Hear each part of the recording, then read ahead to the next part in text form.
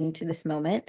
I'm talking about the Southeast specifically because that's where I'm based and where I work, but there are stories like these all over the country, lots of incredible groups who are figuring out their role and their space in this moment and fighting back.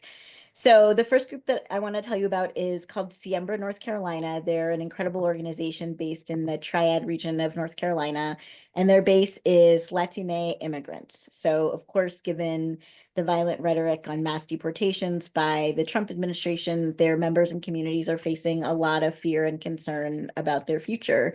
They run an ICE Watch hotline, and calls to that hotline have exploded since the inauguration, with hundreds of calls, but very few of those calls were actual raids. And so that I think also shows just how much fear there is, how much concern, and how much work they're having to do to like sort out the actual threats from, from the imaginary ones. So what they're doing is they're organizing immigrants and supporters to defend their communities from immigration raids and mass deportations. They're holding regular trainings to teach allies how to identify and report ICE activity in a way that it can actually be verified, so people know how to keep themselves safe. They're fundraising for immigrant solidarity, organizing in their communities.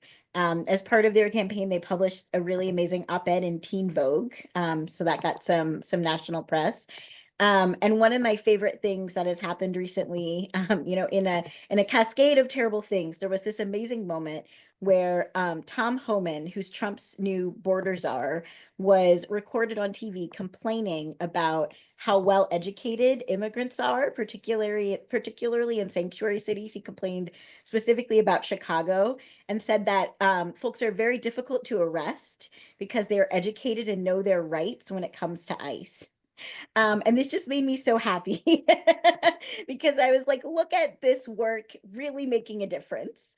So really excited to, have this work happening here in North Carolina and really like educating people, making sure they know their rights, and how to keep themselves and their families safe. And the second group that I want to tell you about is called the North Carolina Climate Justice Collective.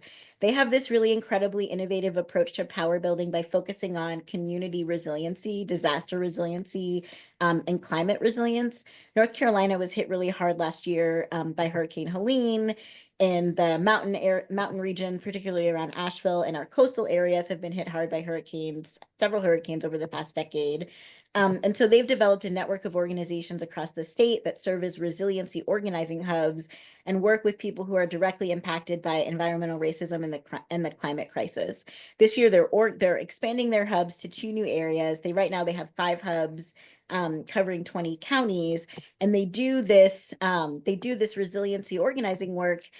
And also, as a way to like actually provide direct support to people, but they're also then connected to a network that gives them the opportunity to engage politically. So if someone comes to one of their hubs looking for support for them or their neighbors, they'll have the opportunity to get practical training on things like permaculture, and then also civic engagement training about deep canvassing, how to talk to your elected officials.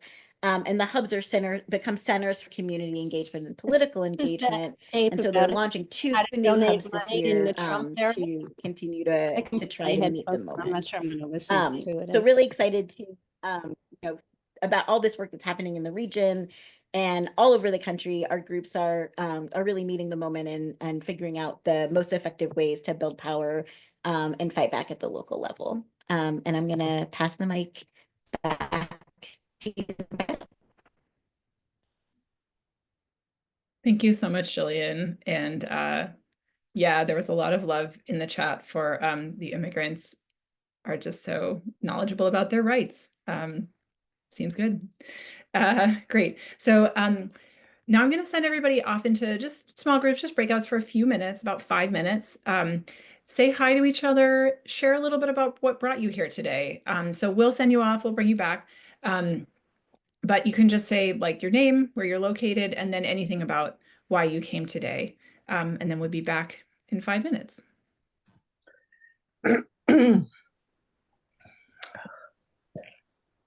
Got room magic. Go.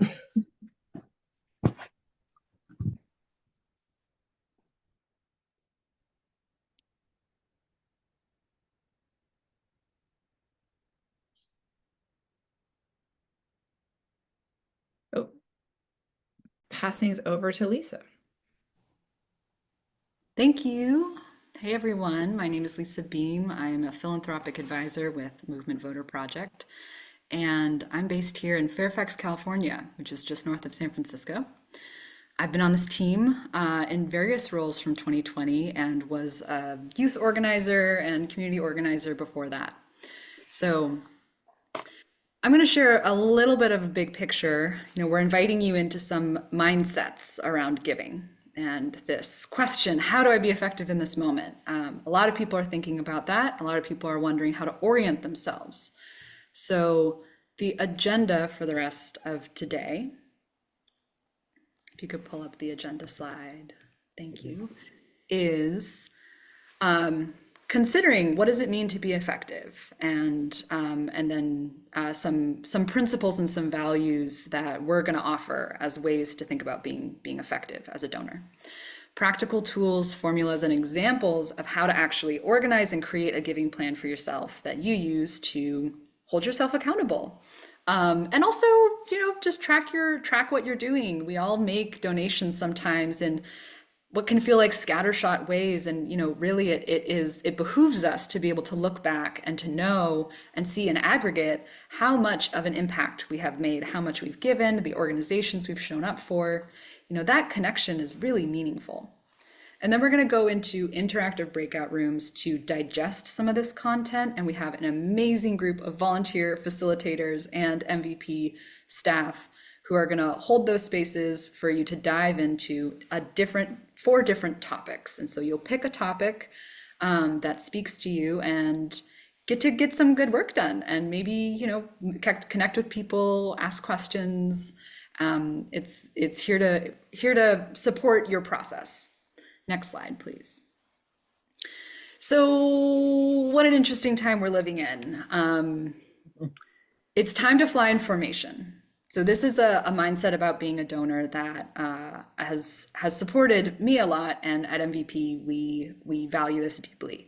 That in the face of what you cannot control, so much that we cannot control, when we align with what we actually can control, it's possible for us to fly in formation together. So Movement Voter Project is a community of thousands of donors who have funded the work of hundreds of grassroots organizations. And because we've all decided to fly in formation, we can achieve that.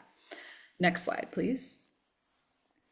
And the way to orient as a donor can be to figure out what your true north is. And so take whichever metaphor works for you.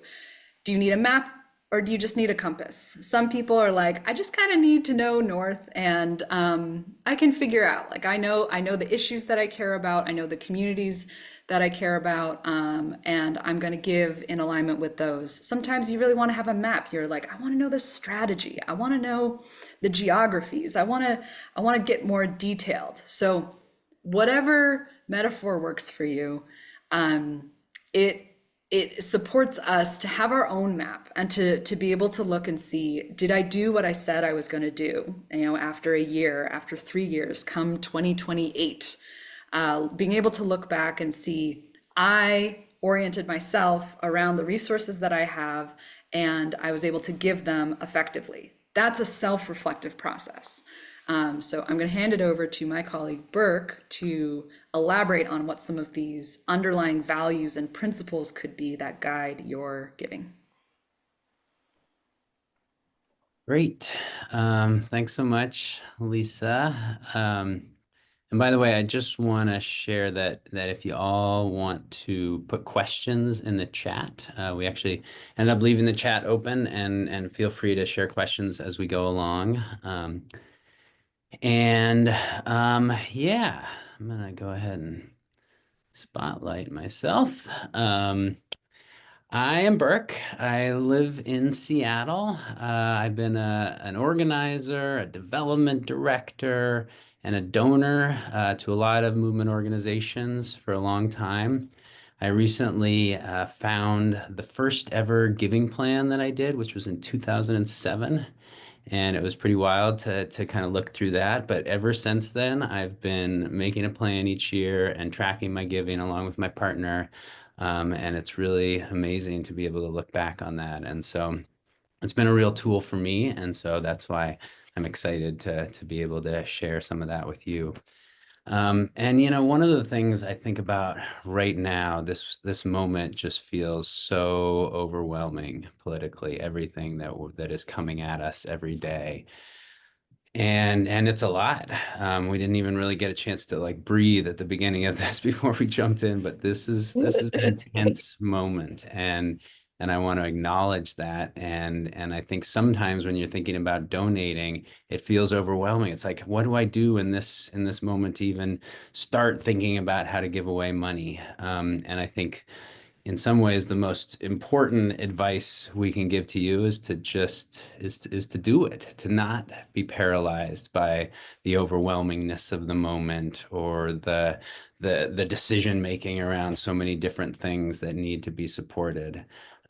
Because actually, like making gifts to grassroots organizations, $100 donations, becoming a sustainer, that has an impact. Like that is going to make a difference along with everybody else at giving in that way at this moment. And so just know that you're going to have an impact by stepping up and giving right now.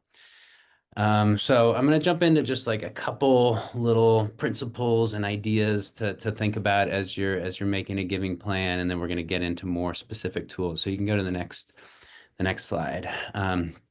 The first thing is to really give from relationships built on trust. A lot of us probably already have some organizations locally, nationally that we give to, and we know them a little bit. We've emailed with some of the staff perhaps, or been to some of their events.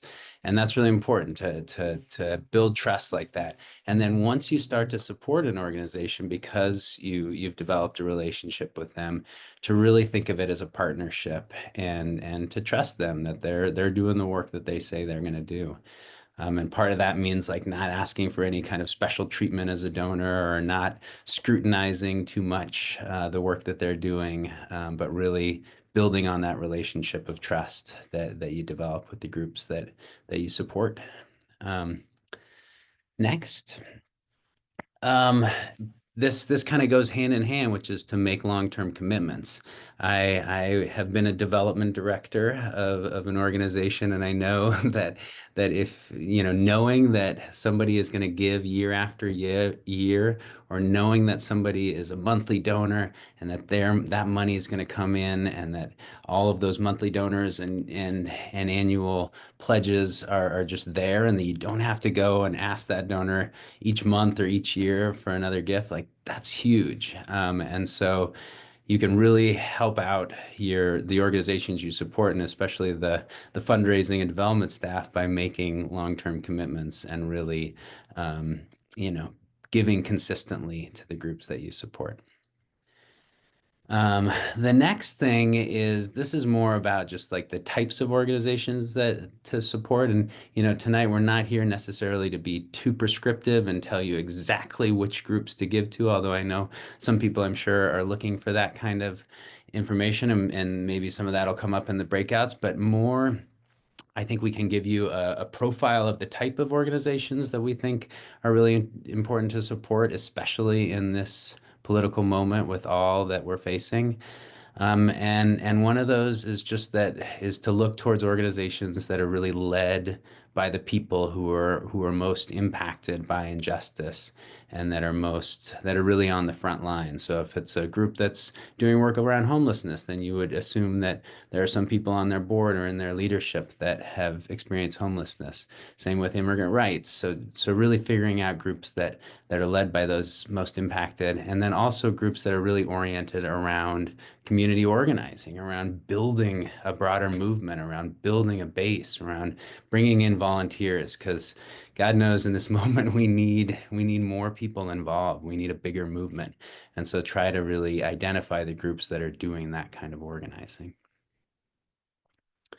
Next is to not be too focused on, getting that tax deduction. I feel like for so long people thought about, giving to 501(c)(3) organizations because then you will be able to write that off in your taxes. Well, now in this current moment, like the because of the tax reform bill that passed in 2018, we now have a very high standard deduction. So if you're an individual, it's $15,000. A couple, it's $30,000. If you're giving less than that annually, then you don't really need to like think too much about itemizing your taxes or anything. And that frees you up actually to like give to organizations that may not have the 501c3 tax status, which means C4 organizations, more political groups.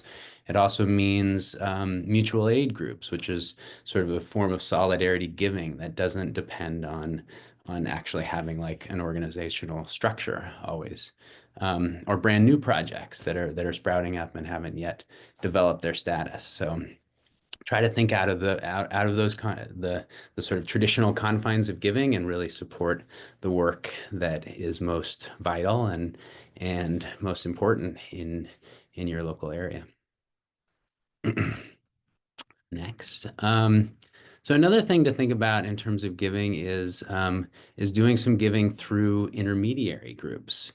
MVP is one of those. And the great thing about MVP, but there are other groups like this too, is that we have program staff like Jillian, who you heard from before, who are like really tied into the grassroots. They know organizers, they're connected, they're talking strategy all the time with people on the ground. And so they have the knowledge to be able to really redistribute resources to smaller grassroots groups. And so I think that is as a principle to think about, is like letting go of the decision-making power by finding organizations like MVP. There's a lot of kind of local and regional social justice funds around the country that do the same kind of thing of bringing in donations and then redistributing to smaller grassroots groups based on knowledge of the terrain. And so, if you want to learn more about some of those, we can definitely help you like find your local fund as well.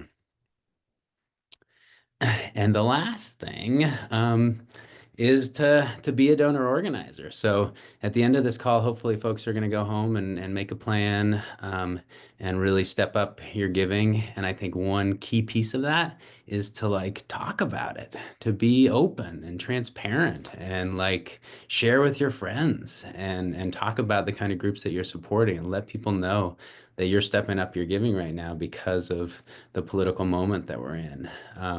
And that's called donor organizing, and encouraging people to also step up and inviting them to be part of an MVP call or another organization that you're part of and that you know of locally. But I think the way that people are going to find out about the good work that's going on out there is from other people that they're trusted friends and family who sort of share with them the kind of work that they're supporting. And so we really want y'all to like have the confidence to be able to go out and be donor organizers as part of this work. So I'm going to leave it at that for now, and we'll have more time to talk about this in the breakout rooms, but I'm going to pass it over to my colleague Marissa to talk a little bit more about making an actual giving plan.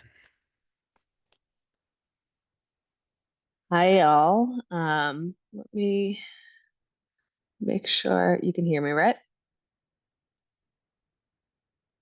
Yeah, okay, thank you. Hi, I'm Marissa. I introduced myself in the chat, but I live in Long Island City in New York, and I have been a philanthropic advisor with MVP for about a year now, but I also came to MVP as a donor in 2020, which was also the first year that I made a giving plan and made my first gift to MVP and really started giving elsewhere. So I'll be taking us today through a bit about what a giving plan is, why would you want one. I'll spend a few minutes going through ways to determine how much feels like the right number to give, which could be a 6-month workshop, but we'll talk about it for 5 minutes or so. And then I will share 3 giving plan workshops, 3 giving plan templates that you can use as sort of jumping off points for your giving plan, or as you could go in and enter your own numbers into them, or you could decide to use them to make your own plan. Let's go to the next slide. So what is a giving plan? A giving plan is a living document. It's your current best thinking on how you want to give. with tools to hold you accountable. So it will change. It will change within the year, most likely, and it will definitely change year to year. The plan might be for a short amount of time. Some people make a 1-year plan. Some people decide to make a 4-year plan to hold them through 2028, for example. It will and always needs to change and evolve and grow with you and your money circumstances and world circumstances. But as always, everything is more effective when you have a plan. Let's go to the next slide. Who can benefit from a giving plan? Everyone. If you're here, you can benefit from a giving plan. You came here for a reason. Regardless of your wealth or whether you're giving from inheritance, donor advised fund, or from income, from a job, you can benefit from a plan. Let's go to the next slide. Why have a plan? We've spoken a bit about this, but the purpose is not to create a perfect document, and it's going to need to evolve, of course. The purpose of the plan is really to just take action. It works when you're giving. It helps you say yes or no to asks. And if a crisis comes up, it helps you know when to give and how much. It helps you be intentional instead of reactive, and it helps you follow through on commitments. Giving plans should exist to make your life easier. If it's becoming too complicated, it's not the right plan. You can change the plan and go back and evolve. Let's go to the next slide. So the big question, which a lot of people come to me with all the time, how to come up with your goal number. There is no right answer. You might have a different goal number this year than you do next year. And there's no right plan to come up with this number. I'll acknowledge there are varying accesses in the room. I think we invited people to the workshop using the language $1,000 to $100,000, but a giving plan could really work for $100,000 to $1 million and less and more. Each person in this room has a different amount of access, and on top of that, how you come up with your goal number changes versus 2 years ago, I had no kids. Now I have 2. My number's going to look a little bit different with 2 babies in New York City. I have a disability. I'm going to be spending a lot of money on my health for the rest of my life. Some people will not and could give away more in the exact same money circumstance. Some people in this room have a job, some are retired. So it's going to look different for everyone in the room. Let's go to the next slide. And just as a starting point, a question for you to ask yourself: how much did you give away in 2024? Do you have any idea how much you gave away in 2024? I'm 5 years in and proud to say I can come up with the number off the top of my head. I know exactly how much I gave in 2024, but not everybody knows the answer to that. So maybe this is your first time determining a number for how much you want to give. If you don't know how much you gave in 2024, is it something that you can research? The first time I did this in 2020, I discovered that actually within GoFundMe, there's a way to see all the GoFundMes that you've given to in a year and calculate, which was kind of helpful for me to know that first year. Or maybe you gave to 3 organizations in 2024, and it would be easy for you to go back and figure out what that number was. Let's go to the next slide. And now we're thinking about 2025. Some questions to consider when you're thinking about coming up with your goal number. I am going to shout out the People Power Giving Project and Giving Project Network, which some of this information is adapted from, and some of our friends from North Star Fund, Social Justice Fund Northwest, and others are hopefully in the room tonight. So some questions to consider when thinking about how much. 1, if you already know, what's the largest amount you've donated in a single year? As we just spoke about, some of you will not know the answer to that question. But if you know, how does that make you feel? Was that number enough? Did it feel like the right amount? Or does it feel like you could push further? What's the biggest donation you've made to a single organization? How did that feel? What amount would represent a real stretch for you this year? And what about for 4 years? What amount would make you feel slightly uncomfortable? You would notice a difference in your bank account for sure, but doesn't put you into financial distress. Let's move on to the next slide. This is one of my favorite things to talk about, how to figure out that number. Some people give based on a percentage of income or assets. This is personally how I give. The first time that somebody told me that I should take a percentage of my income or assets to figure out how much to give, it's like a light bulb went off. And I was like, oh, that's how I figure out this number. People who are giving from their paycheck often give from a percentage of their income, and it'll come in every 2 weeks, or they'll become monthly donors and give every month. Some people also give as a percentage gain from a one-time inheritance. I lost 2 grandparents in 2023 and got a small inheritance from them. So my 2023 number looked a little bit different than my 2024 number. Or some people give based on a percent of their investment income. Somebody's elected, stock market goes up, and maybe you give more based on that. Some other fun little ways, Rebecca mentioned tithing. So some people will give 10% to a religious organization and 10% to nonprofits and individuals. An amount that people spend on something they're willing to give up for a couple of months. I've heard the example of dry January, giving up the amount you would have spent on liquor in January and giving it away instead. The equivalent of a month's rent spread out over a year, and 1 month of earned income. And this is often for people with savings or inherited wealth. Okay, next slide. Your no regret number is something we spoke about in 2024, and we spoke about finding that no regret number by asking yourself, what amount would be a genuine stretch? Now, so it's February right now. Let's look forward to December. At the end of the year, you want to know you gave absolutely all you could to see the world that you want to see in December 2025. At the amount that you're considering, would you regret not giving more? If no, great. If yes, consider raising the amount. If you hit January 2026 and you still don't feel right about 2025, give more in 2026. Keep repeating until your answer is yes. I'd end the year knowing I gave all I could. Let's move on. Sample giving plans, my favorite part. I'm going to share 3 giving plans today. These are just examples pulled from friends and networks. All 3 are strong and you can use any of them, or you can make your own. What I like about these is that the formulas are in there. I'm not a spreadsheet person. Somebody put in the formulas for me and I don't need to do anything. So you enter your numbers and then it does the work for you. So the idea is you use one of these 3 and you roll with it, or you get ideas sparked for others. Let's move on to sample giving plan 1.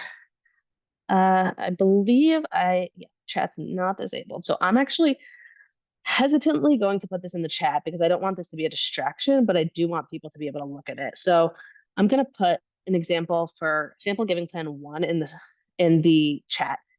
If it's helpful for you to pull this up and look at it along with me, please do. If it's not helpful, just look at the screenshot on the screen. So this is a monthly giving plan example. This is often for people who are giving from income.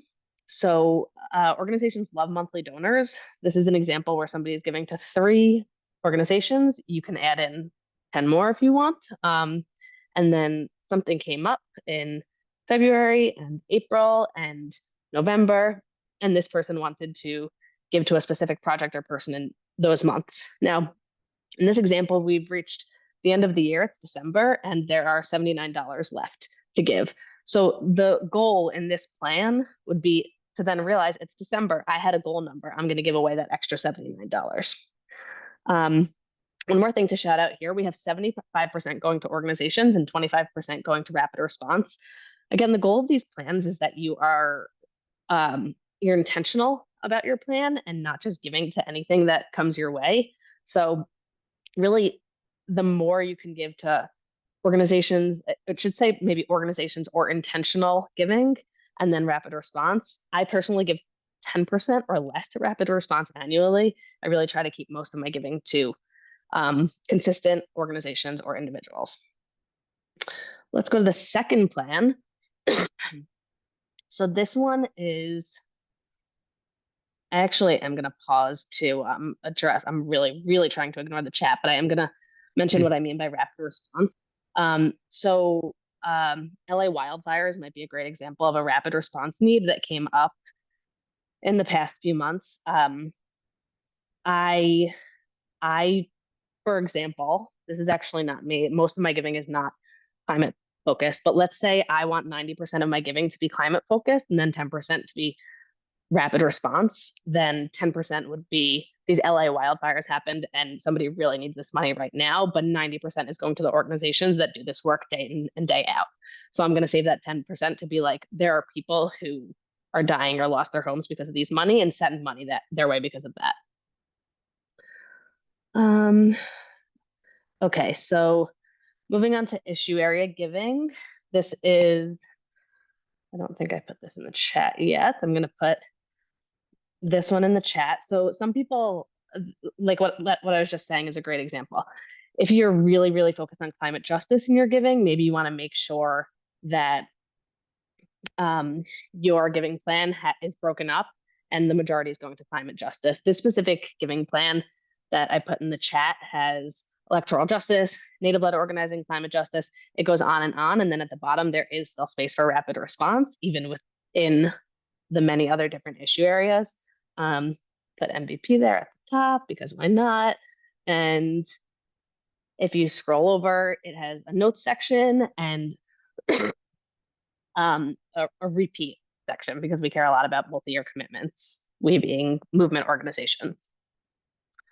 I'm going to move on to the third giving plan. And this is a giving plan example for giving from different sources. Now I'll put it in the chat. This is super common for people who are giving from an inheritance or savings. So people who have family foundations, donor advised funds, people who are giving from stock. So this one helps track, I gave X amount in C4 from stock, I gave this amount from my family foundation, and it also has space for interpersonal giving. And you can add all sorts of things in here, rapid response, etc. I am going to actually pause there and pass it back to Rebecca. Thank you so much, Marissa. So juicy. So I know some people came here like just to get their mitts on those spreadsheets and templates. So that moment is rapidly approaching.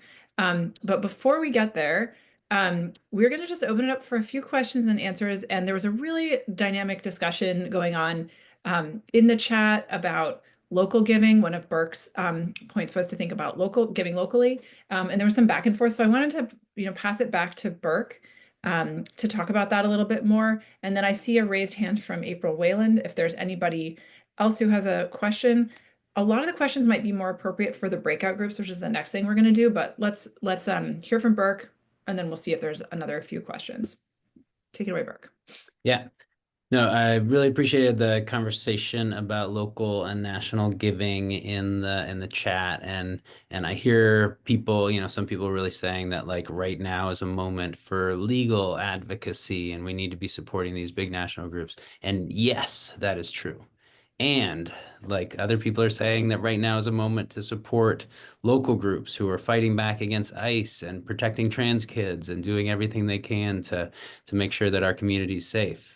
And yes, that is also true. Like it's not an either or, I don't think. And so I think when we talk about strategic giving, there are lots of different ways of thinking about it. And I think we need to be doing both local and national giving. I do think somebody also made a good point that, I live in Seattle. There's a lot of money here. There's a lot of good groups here, but a lot of the groups here are actually pretty well funded compared to a place like Yakima, which is in central Washington, where there's not a lot of wealthy people giving to their local organizations. So I do think that there's a possibility there of like thinking about communities maybe still in your state or region where there's good organizing happening, but where there aren't as many resources, like if you live in a big city like Seattle or San Francisco or New York or something like that.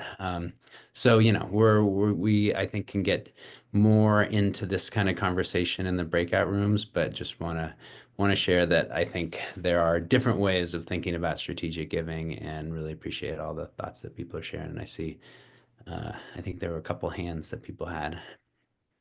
Let's call on Peter. So maybe this is for the breakout room. I don't know how you want to organize this, but my big question is why the Democrats are completely ignoring and even dismissing disabled people, including someone from the Kamala Harris campaign, saying that they wouldn't do a Zoom with disabled people because disabled people can't Zoom. someone needs to take a brick and hit them in the head, figuratively, of course, because 25% of us are disabled, and we could win elections everywhere if we paid the slightest attention.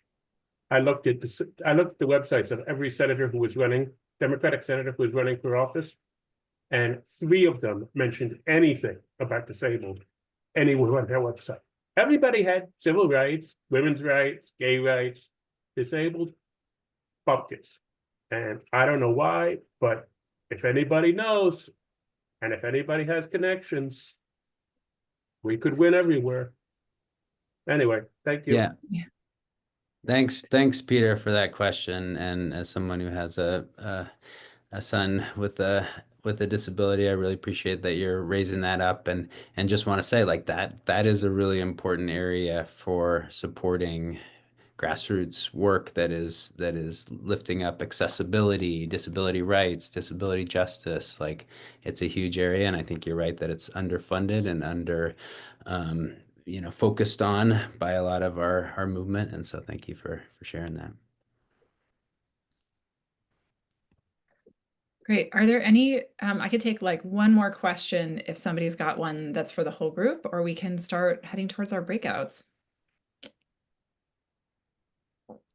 Great. Jenna, I see that you're making a comment on political giving, and this is a nonpartisan call, so we're going to not discuss that in detail right now, but thank you.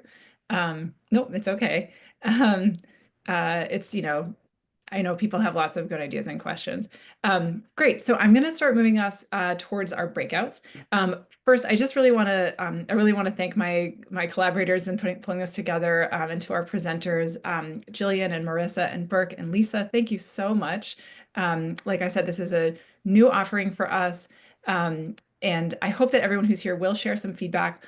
As we said, we're going to send a survey tomorrow, and along with the slides and the recordings from the recorded parts of the call. I also really want to thank the folks who are here. Many of you are here, and a bunch of people who aren't here who helped us put this together, gave feedback, gave some, shared their templates and the way that they talk about this stuff. This was a real village effort. So a lot of good minds were here. So we're going to make a transition into breakout groups. And it's going to be a chance for a little deeper dive into one of 4 different topics. Lisa will offer you your options. And if you needed to leave on the hour, this is totally your gracious moment to do that.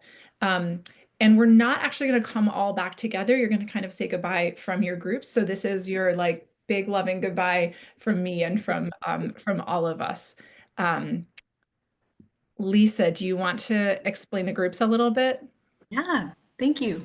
Thank you, everybody. So we got some choose your own adventure time, where we'll have breakout rooms led by staff and volunteers, discussing these more in detail. So the first is talking about money.